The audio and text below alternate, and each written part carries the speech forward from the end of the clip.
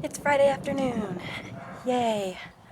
The last time I actually got out to shoot and video record anything was on Sunday. And as you know, if you watched the previous videos, I was not feeling very good then. I was actually quite sick. And I didn't realize how sick I was until the next day when I had to call into work and say, I can't come in. And it was like that for 2 days. So basically, for the past, 5 days, I have been trapped either in my apartment or at work and sleeping, and I haven't been outside. Today, I'm still kind of sick. I'm very tired, but it's beautiful out. I still need to get about 5,000 of my 10,000 daily steps in, so we're going out. I need to go into town to go to the bank and deposit some coins, so that's what our first goal is, and then we'll probably explore around for a bit. So last week, all of this yellow dead grass was cut down, right?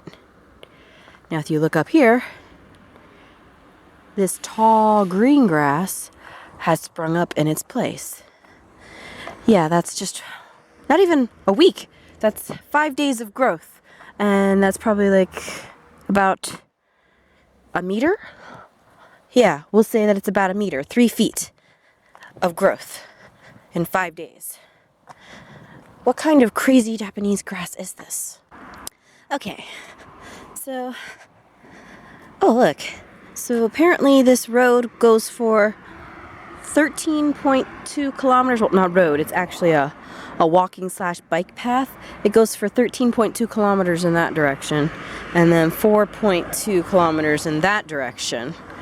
Maybe I'll go to the end of one of these paths one day and just walk the entire thing. That would be fun. 13 kilometers? That can be done easily in a day. Just have to have a whole day. Anyway, like I was saying, back to recapping my week. So, Sunday, I was sick, but I didn't realize how bad I was. At first, actually, I started feeling a little bad last week, which was Golden Week, but I initially thought it was just allergies, and the reason for that being everything was covered in pollen. Everything had just a yellow coating all over it, so I just thought, oh, I'm in a new country, it's all these foreign Japanese pollen spores that I'm just not used to, and I mean, even pollen in America, I act up to it occasionally, so I wasn't surprised by that. And it took me by surprise, I guess Sunday night, Monday morning. Sunday night really was when I started noticing how bad I was getting, and I wasn't getting better. That I was actually infected with something, and I kept coughing, my sinuses were just pouring out, and my throat was just shot, and I could barely speak. So Monday morning, I wake up, I have to call in work, which was a very difficult task, mainly because they switched offices. So the phone numbers that they gave us no longer worked to reach people. So I had to go hunting down new numbers to reach people. And once I contacted them, then I had to talk to people, which, my voice was basically shot at that point. So talking was basically impossible, pretty much. It was very difficult just to talk, and they kept transferring me from one person to another person to another person. And then after I did all of that, then they told me, I had to call my branch and let them know in a couple hours that I can't go in. So joy, another phone call. And I did that for about 2 days. And honestly, when Wednesday came around, I was not feeling any better, and I probably should have stayed home, but my job has a policy that if you miss 3 days of work, you have to go to the doctor, and I didn't have a fever. I checked, and I was basically like, well, I know healthcare in Japan is more affordable than America, but I've been here for about 2.5 months, basically, and the money that I brought over with me is starting to get kind of low. So the idea of spending all of my money to go see a doctor and get prescriptions was not appealing. So I figured I'd just try to tough it out and go to school and see how I hold up. And if I can't do it, then I'll just go to the doctor that day later that day. That's basically what I told myself, because I wasn't really coughing. It was just I was really tired. My voice kept cracking, and my sinuses were really just ugh. So Wednesday, I got through school and I was like, okay, I probably can handle the rest of the week. I had to do my main school this week, which is the one I go to like at least 3 times a week or so. And the way that my main school is set up is that I teach 1 grade per day because they have 3 classes per grade. So Friday, which is today, was another introductory day. So today I taught my 4th graders. Konnichiwa. Today I taught 3rd grade, and Wednesday I taught 4th grade for the first time. And yesterday I just taught 6th grade, and I see them every week. But what's important about teaching my 4th graders and my 3rd graders, especially at my main school, is that I don't see them very often. My 5th graders and my 6th graders, I usually see them at least once a week. My 3rd graders, 4th graders, heck, even my 2nd graders and 1st graders, they're lucky if they see me once every 2 months. I looked at the yearly schedule for when I'm supposed to be teaching these 3rd graders. They only have English classes 3 times. 3 times. For the entire school year. Only 3 times. And I'm only teaching them for 2 of those times. So, I mean, you can't really teach anybody an English or a foreign language with just 3 lessons over a year. You know what I mean? So, I have to cram a lot into 3 classes, you know? In my first class, I have to do a self-introduction, you know? In Japanese, they call it juko shokai. And then after I do my self-introduction, I have to actually give them an English lesson. Because unlike my other classes where I meet them regularly, I can't devote an entire period to this is self-introduction, this is America, this is Japan comparison kind of thing. So what I have been doing is structuring my lessons so like because the class is about 45 minutes long. So the first lesson usually is divided into maybe 4 to 5 parts, depending on what I'm teaching them. And that could either be focus on something like colors or emotions or numbers or something like that. So we'll take my 3rd graders that I taught today, for example. I met with them. I did a 15-minute juku shokai, which was my self-introduction. I introduced myself, but I don't like to talk about myself too much during classes. I like to get the kids talking. So I've set it up so that it's basically a quiz game, and I do America and Japan quizzes. Ooh, those are beautiful.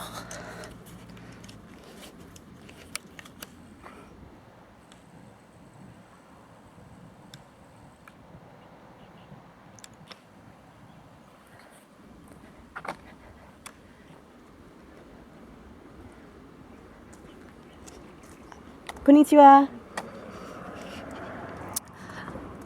So like I was saying, I do Japan in America quiz. So basically I show up images and I'm like, oh, is this from Japan or is this from America kind of thing? And it starts off general. It's like I get really broad. I start off with like what our flags are and what are a map of what each area looks like. And then I basically devolve down into like cartoon characters like SpongeBob and Stitch, you know? And then I compare that to like Raichu and Totoro, characters that they know, especially for the little ones. And it gets them really active, it gets them used to being around me, it gets them used to how I say things, and it also allows me to judge what like the English level is for the class, because some schools have higher English levels than others. And then it also allows me to get them used to what I call classroom English, which is like, sit down, stand up, volunteer, what is this, where is this, do you know, that kind of stuff. And once I establish what that is, we go into what I call the handshake game. And that's basically broken into several parts. First part being, what is your name interview. And basically I get a little microphone and I first interview the teacher, ask them, what is your name? And they tell me what their name is. And then I go and do that for every student in the class so that they know what the target vocabulary is. And once they know what the target vocabulary is, sorry about that, I had to move out of the way of a car. So once they know what the target vocabulary is, then they're able to do the next part of the game, which is the handshake, which I have the students basically get up and say, hello, my name is blah, blah, blah, blah, blah, blah. What is your name? And then the other student replies, my name is blah, blah, blah, blah, blah, blah, blah. And then they say, nice to meet you too, and shake hands. And I have them do that like 3 or 4 times and then sit down. And while they do that, it lets me set up for the next activity and then get out and start interviewing and working with the other students. So let me break that down. So the first part of the lesson is usually my Juko Shokai introduction, and then we start the handshake game, which is where they start getting more involved in talking.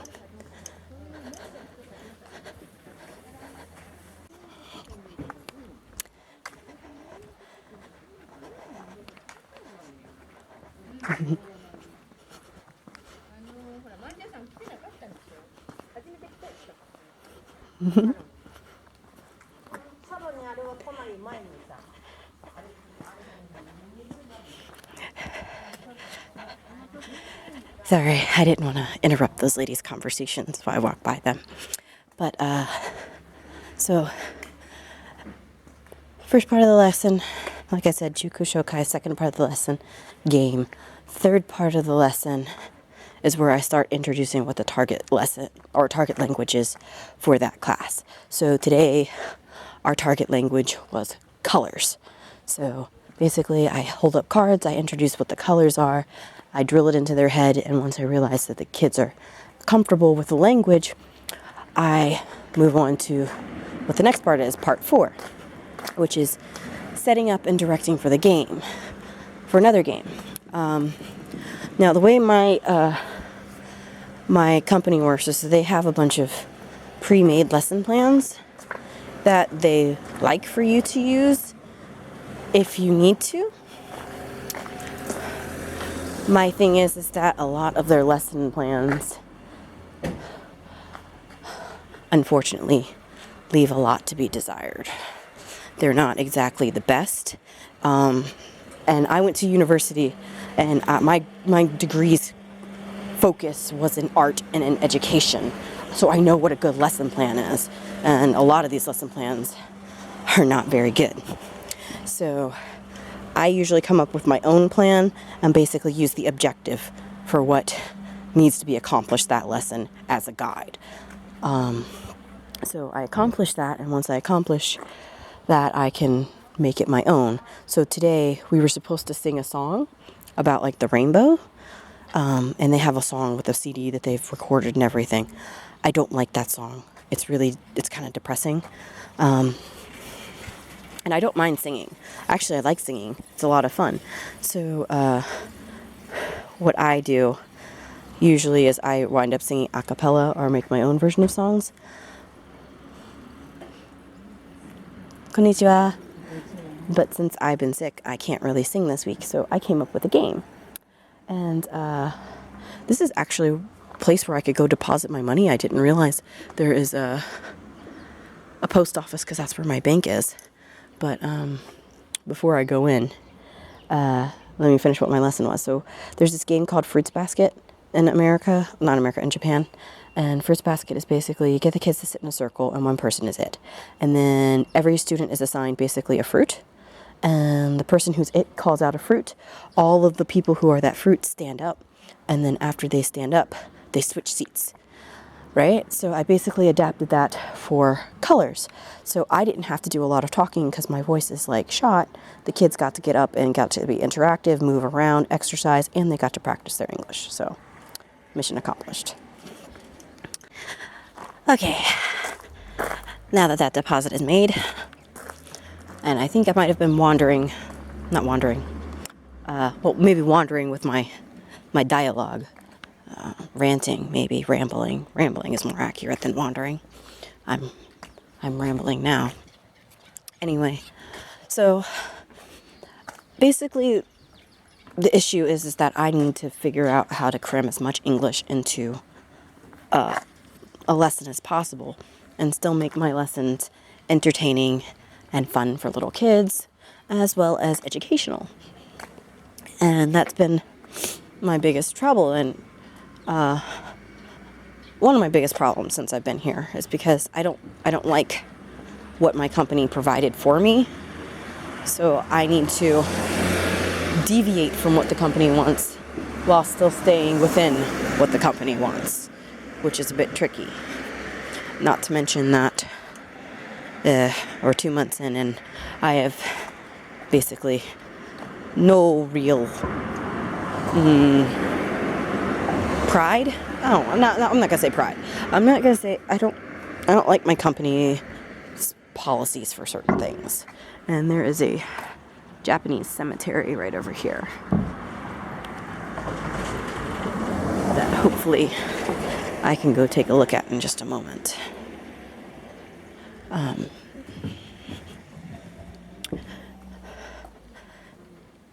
This lady's praying up here, so I kind of want to shut up so I don't interrupt her.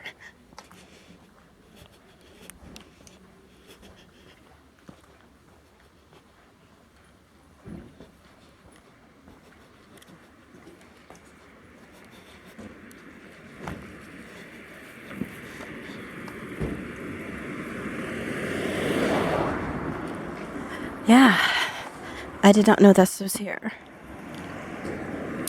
But my company's got policies and things in place that I just don't like. I don't agree with. I think they're either a bit redundant or they're not effective. And so I am basically going from scratch for all these classes. And to bring it back for how my week has actually been, creating all these new lessons and materials and stuff gets to be quite, one, expensive, but two, it's very time consuming to make everything because, I mean, you have multiple schools and not every school has the same materials as other schools, so you have to make your own materials to use. So you have to go out and invest your own money, which I don't have a lot of because, I just moved here. And fun fact, when you first move to Japan, you don't get your first paycheck for the first month or two. That's just how things are. You need to bring enough to survive off of. So my biggest investment has been buying supplies. And because I've been buying school supplies, I had a choice to make. It was either go to the doctor and waste money or buy school supplies and actually have a lesson to do my job. And, by the time Wednesday, Thursday started rolling around, I was starting to feel better. So I was basically like, let me just go out and buy materials for my job versus spending money on a doctor. And I think that was the right decision because, I mean, today's Friday. I'm tired. I'm a bit congested. But other than that, I feel pretty good, actually. The weather's nice. Walking around is really nice. I actually have no idea where I am right now, which is also very nice. It's nice to know that I've been here for 2 months and I go out walking. Well, not these past few days, but I go out walking and exploring almost every single day. And I am constantly finding new places and going new places. So, yay. Fun.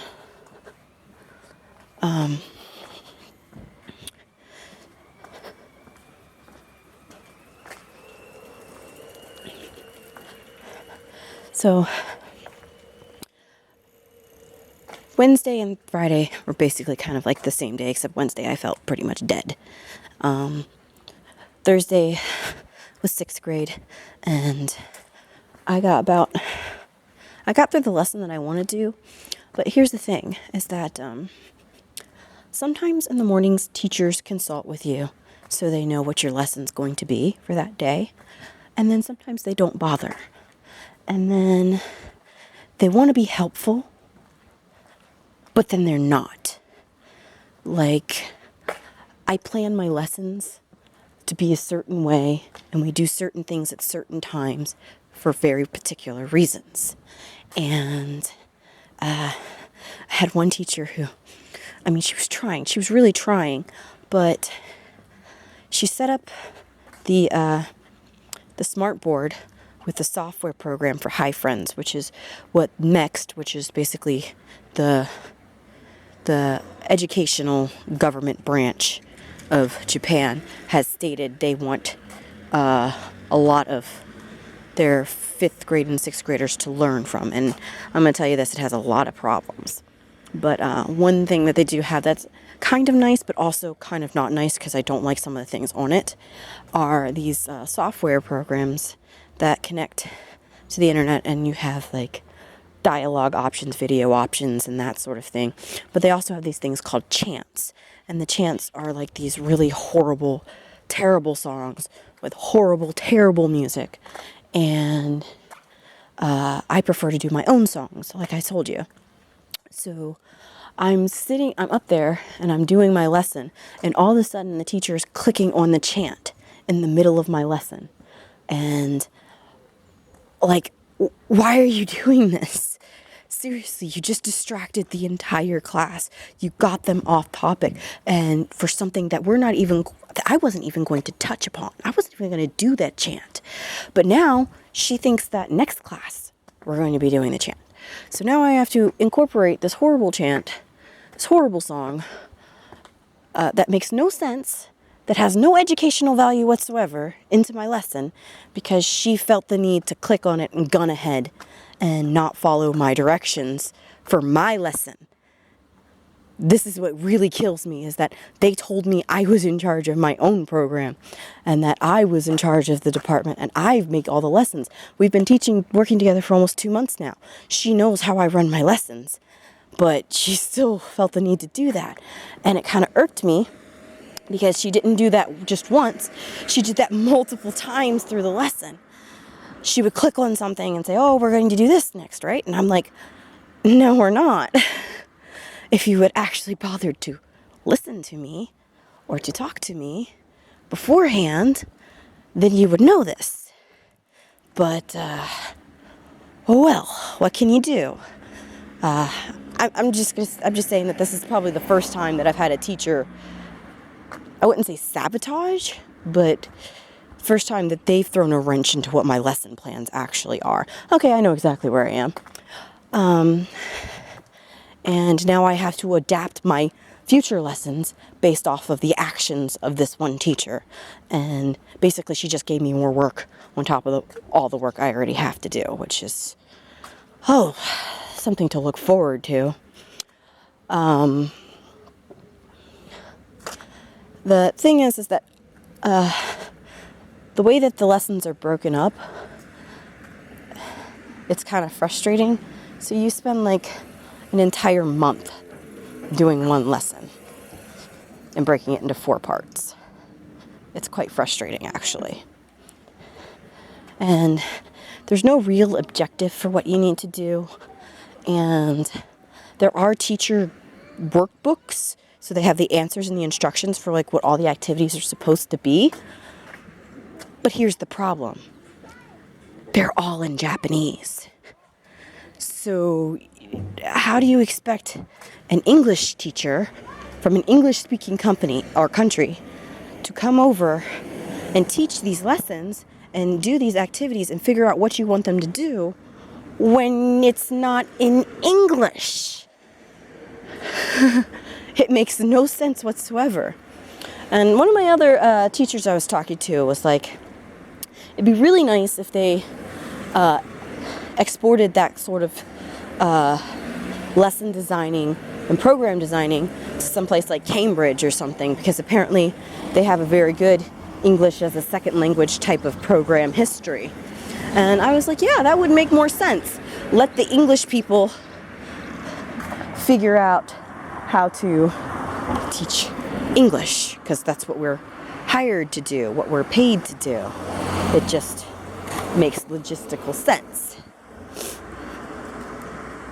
But enough ranting and raving about that.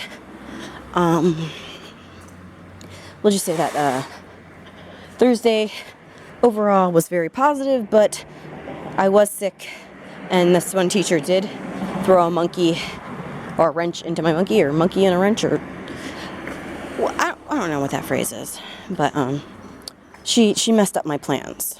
And then Friday is today, as you know.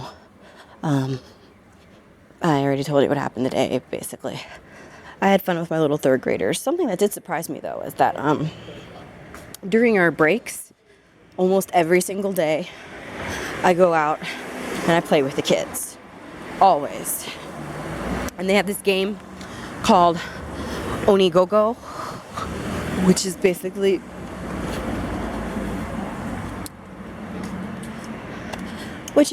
like a cross between tag and like sharks and the minnows. But here's the thing, is that they have like 50 different versions of Onigogo. So every single time we play, there's a whole new set of rules for me to learn. Every single time we play, I'm just like, can we play the Onigogo we played yesterday? Because I just figured out how to play that game. But no. But I had this little girl that is basically a little spitfire. And she's the first one who actually invited me to go and play with them. And the funny thing about that is that I think the kids that have all the energy and are very extroverted are wonderful, because they come up to you and they start talking to you and inviting you to play, and then that encourages the shyer and the quieter kids to come and interact with you. And so I play with this girl almost every day during recess, her and like 20 of her friends, her posse, I call them. And I was surprised, because today was the first day that I actually taught her class.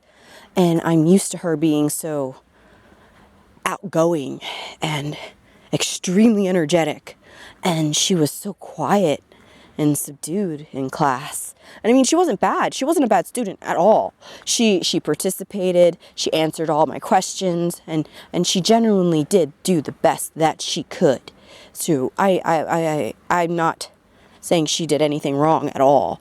But she was not behaving in a manner that I expected from her. And I guess that's not surprising. I guess when you think about it, you know, when kids are playing, they have a different personality than when you're in school and your teacher's talking to you. So during breaks, I'm a playmate, I'm a friend. And then when it's not breaks and it's class time, I'm a sensei. And the teachers here, their teaching methods tend to be like lecture based. So they speak to the students and the students listen. And there's not a lot of interaction going on. So if you think of it like that, then it does make sense that she's quieter in class than when we were playing. But it still took me by surprise. And I guess I've just been thinking about that for a while now.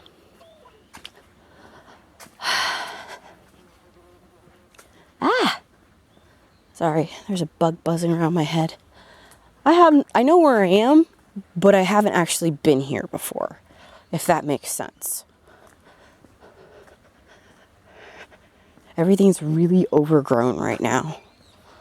And I don't think it's the city's fault, because like I said, a week ago, not even a week ago, they were out here cutting stuff down and trying to maintain stuff. I just think that in Japan, nature is victorious. Oh, there's a gazebo over here.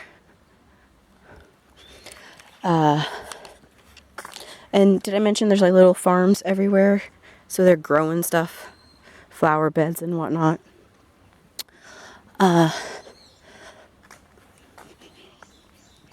Alright, so to finish how my week is going to go. Tonight, I'm going to go home. And after I get home, I'm going to probably, most importantly, I think my priority is sleep. And then after I sleep, tomorrow we'll be doing lesson plans and lesson plans. And then the next day after that, I actually have plans to go out on a hike with some other English teachers. So that's what's going on. Hopefully I'll be better by the time it actually comes around to doing the hike. Because I'm driving like almost everybody.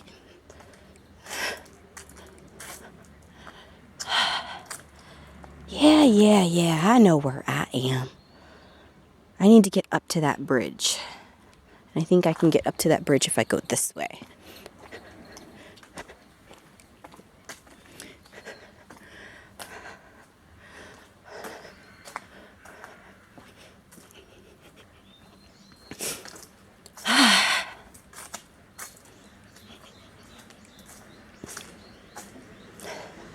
Basically, I'm heading back to the library. I don't know if I'll be able to get a library card today. I might do that for another day. But right now I just want to look around and see if what's there. And see if it's actually worth getting the library card. Oh, something smells good. That's another cruddy thing about when you first get here. You're trying to save so much money. So you don't starve and you can pay your rent. That you can't really go out to eat a lot. And if you do, it has to be really cheap. So,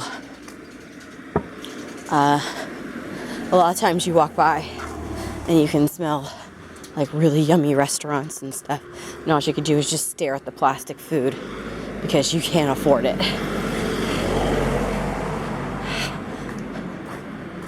And I don't think I get my paycheck for like another week or so. And the good news is that I'll be 2.5 months worth of pay in that paycheck. But I gotta wait a while to get it, is the thing. And that's kind of annoying. Ta-da! Bridge. Up. And I officially have met my step goal for the day. Yay! Now anything I do is just additional bonus. Oh no!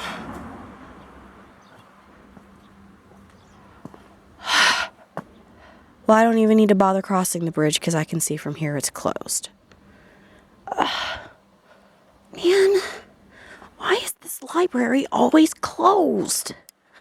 It just doesn't make any sense. The point of a library is to be open for the public, but if you're not going to be open during public hours, then what's the point of you?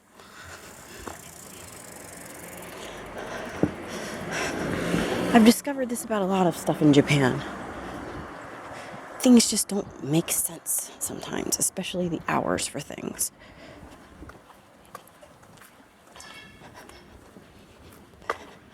Oh well, I guess I'll just wander around for a while.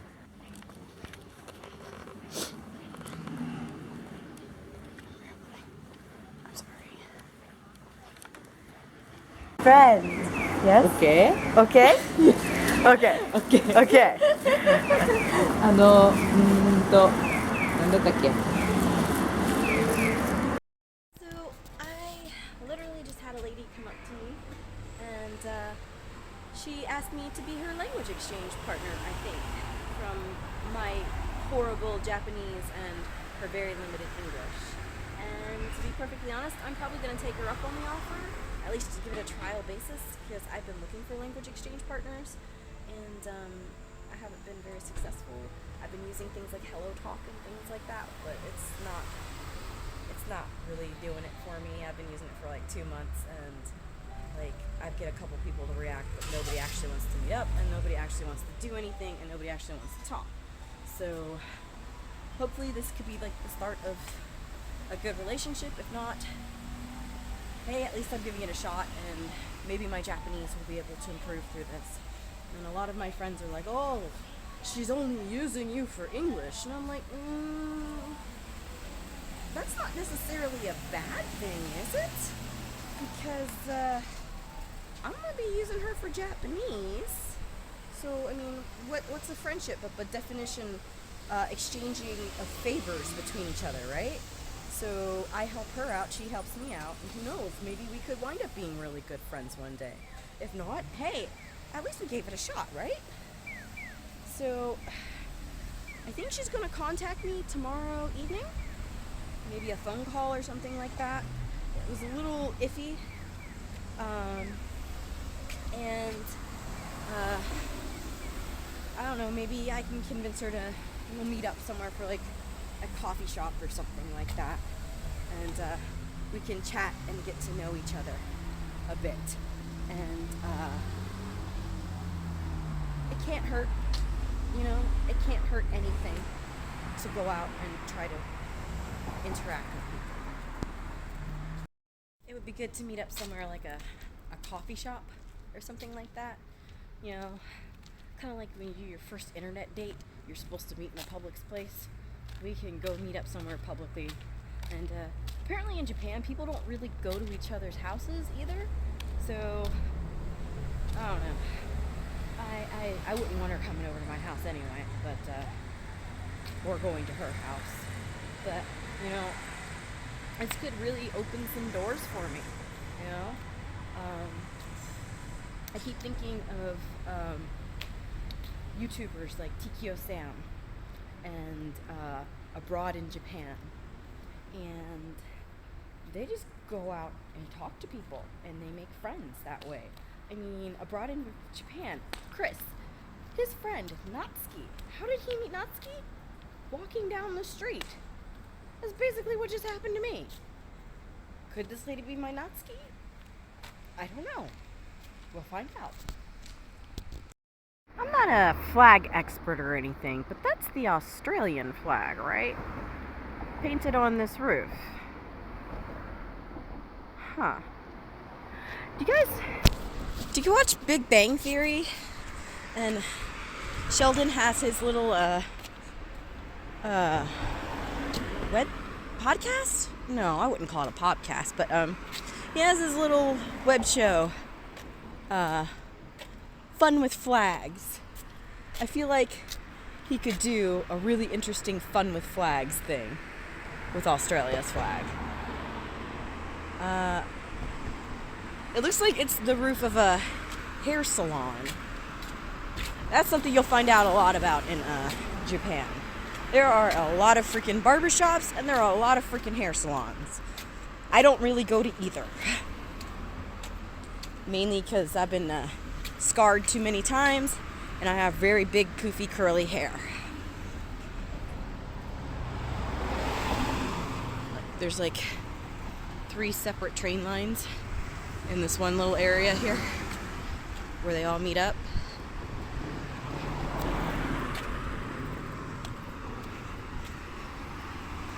So this area of Niigata is called Nitsu.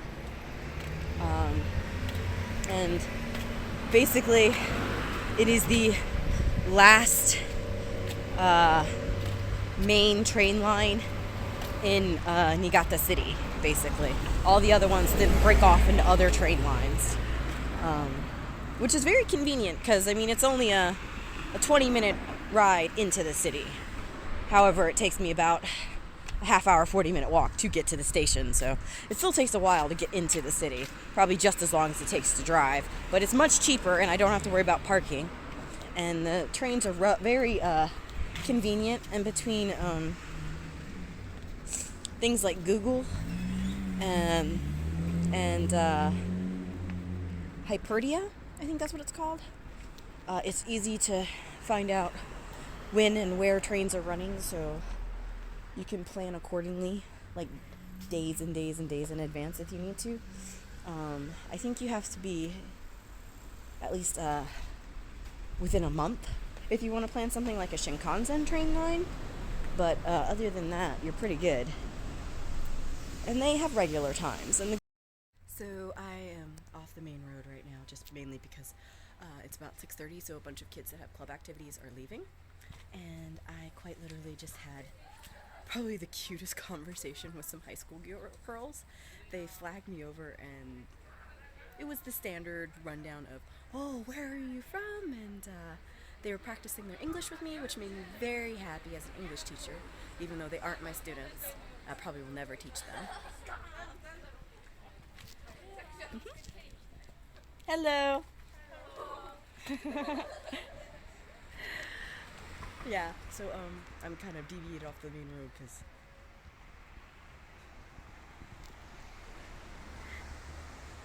I don't want to show pictures of the kids. But basically it started with the general of, oh, what's your name, where are you from, and ended with the always common, do you have a boyfriend? Ah! Hello! See you, bye-bye! Anyway, lots of fun. So I'm in full sensei mode. Like, I just walked by a school, and like I said, club activities are getting out. I think I said hello, how are you, to about 200 or 300 students. I greeted them and had conversations as if they were my own kids, and I enjoyed every freaking minute of it. That's the best part of my job, is being able to talk to the kids. And these kids are older, so they have a slightly bigger vocabulary, and it's quite pleasant. Like, I walk by the entrance of the school, and you have like all the teachers who are basically like making sure the kids get across the street safely and stuff like that. And I'm just sitting there chatting up in front of the kids, and they're all just interviewing me, and I'm interviewing them, and they were perfectly fine with it. The teachers even started asking them questions, so I think I might walk by here more often, just to say hi. It's like I found something interesting. The building itself looks gorgeous. The Akiha Ward Cultural Center. I didn't even know that this was here. Of course, it's like an hour and a half, 2-hour walk from my house, so I should have realized that there would be more out here. Can't hurt to take a peek, right? So it's a no-go on the Cultural Center today. Basically, I mean, technically it was open, but there was like a cafe and like a visitor center and stuff in there, but those are all closed right now. The only area that was open was like a lounge area, and there was a bunch of students studying in there, and obviously I'm not going to be recording students studying. That's not going to happen. So I shall continue to wander around. I actually kind of know where I am because I've seen a landmark, but there's still plenty around here that I don't know. So let's keep exploring. I was reading the information, and it looks like, I think that this culture center, while it has a cafe in it and stuff like that, I think it's more of like a theater, because they have all these performances, like a clarinet concert and things like that. I'm assuming it's just like the opera house of this area, which would be really nice. And if you look at it, I mean, to go see a concert, it's 500 yen. It's less than $5. That's not expensive at all. It'd be pretty nice. I don't know what I'm doing actually on that date though, so I'll have to see when I get closer to it if I can actually attend, but it would be really nice. This is nice. This is the first train crossing where I've actually seen that there's an area for like pedestrians and bikes to cross without having to go over in that area where the road is and get run over. Because, I mean, it's tricky enough to cross a railroad to begin with, but then you throw in the factor that there's cars coming through, and that can make it kind of dicey, tricky, dangerous. Remember where I said I saw a landmark and I kind of knew where I was? That ridge up there is part of a Kiha Park. I think it's like around station like 4 or 5, which is basically around the mountain where I got to last Sunday before I basically decided to turn back, partially because I was feeling tired and sick. But if you look to my left, here is a pleasant little walking path. And I don't know if I'm going to go that way actually. That looks too inviting. I think I'll go the dangerous way with the giant 3-foot gorge on the side of the road, just because I want to explore some more. So the fact that the park is up there means I know where I am, but I don't know where I am. You know? Oh, this is something very common. You see how there's this thing is like 3 feet deep? People have their houses built along the sides of them, and they just put metal plates down, these things, and they drive on top of them, these old rusty pieces of metal, and they expect it to hold up the weight of their K cars. I mean, a K car's light, but it's still a car, which means, he's a bit heavy. But, interesting fact.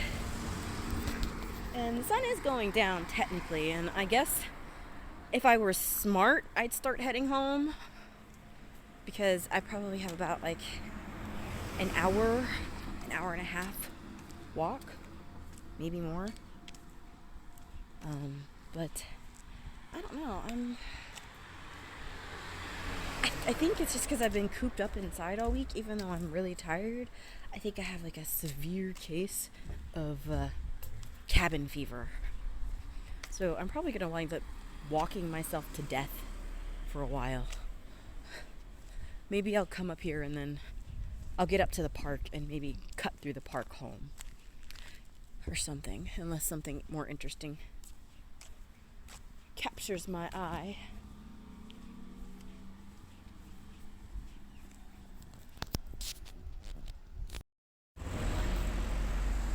Once again, we are officially unlost.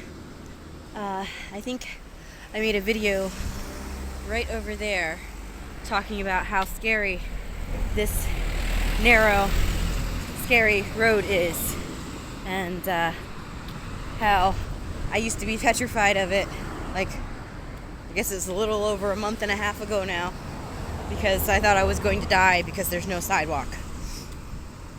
Yeah. Another fun fact is that, since I've been walking around the area and school clubs let out, there's a bunch of high school and middle school kids just wandering around, and I keep getting stopped for interviews. And the last question was about my clothing. And it's a little dark. Okay, there we go. Adjusted. So the question was about my clothing, because you see I'm wearing a short sleeve shirt and just a t-shirt and peachy pink pants. And they asked me, "Aren't you cold? Are you cold?" Guys, it's like 66, 70 degrees out. I'm not cold. In fact, I've been so freaking hot for the past couple days. And not because I was sick with a fever or anything, but like, these schools, they don't have very good ventilation or heating or AC going at the moment. So I'm doing my lessons in basically like a business suit, sweater vest combo kind of thing, because part of my job requires me to dress professionally. And I'm basically running around with 6-year-olds sweating to death. So right now, I feel great. Nice and free. And that's exactly what I want to be. So in Japan, they have this policy of, I guess it's called cool biz. And by cool biz, it's like cool business wear, casual business wear. And you can only start wearing cool biz on a designated specific day. And that designated specific day will be told to you in advance or the day of, basically, according to my company. And it's usually going to be after the official start of summer, because they are very true to their seasons here. Even if it's 90 degrees outside, if it's not summer, you will not be wearing your summer uniform. You will not be wearing cool biz. If it is summer, then maybe if your school allows you, you could wear cool biz. And by cool biz, I mean like wearing a nice button-up collared shirt that might have short sleeves.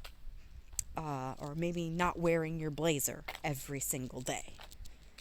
Or maybe if you're a guy, depending on the school, you could get away with like a polo shirt.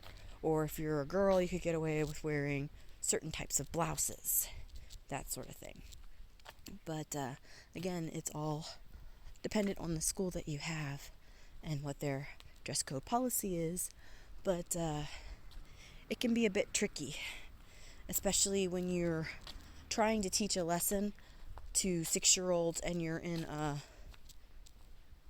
monkey suit, basically, and you can't really move, and you're really hot, and you're sweating, and it makes it really difficult to do your job. So once I'm out of school, the second I can, I'm putting on more comfortable clothing just for like the sake of my physical well-being and my mental well-being, you know? And it's not that the clothes offend me. I mean, I'll never be comfortable in them, but it's just it's impractical. But that's the thing with Japan, is they're very set on appearances and professionalism. Everybody's got a uniform for something. And the weird thing is like everybody has like the same outfits. Like the old ladies all have the same outfits. Like they have like the same floppy hat, the same rain boots, and the same kind of like floral printed pants. Or everybody has a business suit, obviously. But they all have the same tracksuit too. The same exact tracksuit. It's kind of hilarious. So like they all match, no matter what they're doing or wherever they're going, even if they're not associated with each other in any way, shape, or form. They all tend to just look kind of the same in the outfits that they choose. It's fascinating, actually. I guess it's like that collectivism, hive mind kind of environment that Japan is. But it's an interesting thing to note.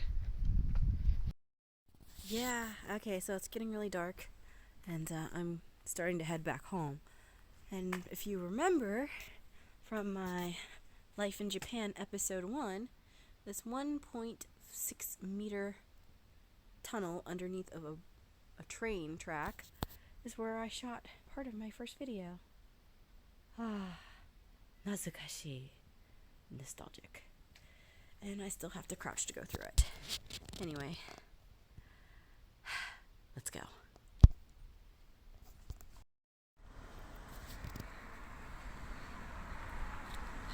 There I am.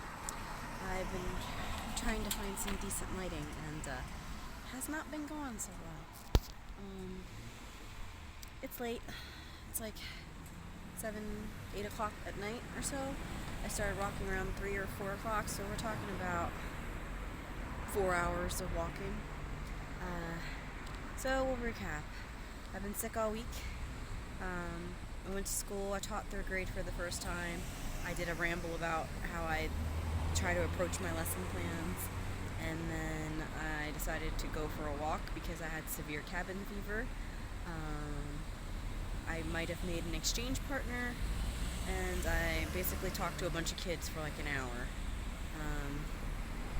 All in all, a pretty good evening. But I think I'm going to call it an end of the video here. So, peace.